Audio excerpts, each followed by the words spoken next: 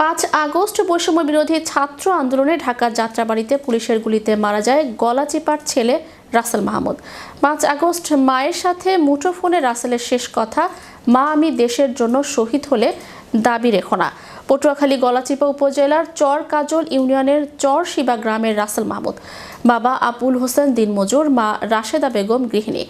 আবুল হোসেন কঠোর পরিশ্রম করেছেন ছেলের পড়াশোনার খরচ জোগাতে। ইচ্ছে ছিল ছেলেটা পড়াশোনা শেষ করে বড় চাকরি করে তাদের সংসারের দায়িত্ব নেবে, কিন্তু ভেঙে গেছে সেই স্বপ্ন।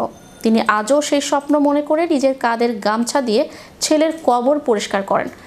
রাসেল মাহমুদ 2020 সালে চর শিবা আব্দুল সালাম আকুন আইডিয়াল স্কুল থেকে এসএসসি পাস ও 2022 সালে ঢাকার শ্যামপুর বহুমুখী স্কুল অ্যান্ড কলেজ থেকে এইচএসসি পাস করে ভর্তি হন সোনারগাঁও ইউনিভার্সিটিতে বাংলা বিষয়ে অনার্স কোর্সে।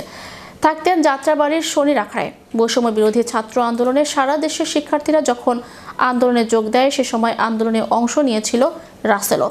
5 আগস্ট সরকারের পতনের দিন রাসেল মাহমুদ যাত্রাবাড়ি এলাকায় পুলিশের এলোপাথারি গুলিতে মারা যায়।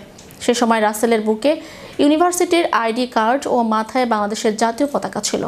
কষ্ট করে ছেলে পড়াইছি, মেয়ে তো নাই, ছেলে পড়াইছি। আজকে মানুষ করব, ভবিষ্যৎ করব, আমরা ভবিষ্যতের দিক চাই রয়েছি। সে আজকে পুলিশের গুলিতে নিহত হয়েছে। আমরা এর বিচার চাই।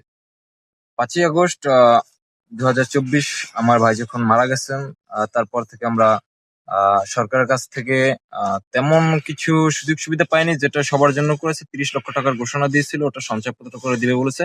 আর সেখান থেকে 10 লক্ষ টাকা সঞ্চয়পত্র আসছে, বাকিটা এখনো আসে নাই। আর বিষয় এবং সবার সাথেই সে মিশতো এবং সবার সাথেই তার ভালো সম্পর্ক ছিল। আসলে এভাবে যে মৃত্যুটা আমরা আশা করি নাই, আমাদের ভিতরে তার কথাটা এখনো স্মরণ করলে ভিতরে রক্তক্ষরণ হয়। তার কথাটা আজকে আমার এখন খুব কষ্ট আছে, কারণ সে আমার সন্তানের মতন।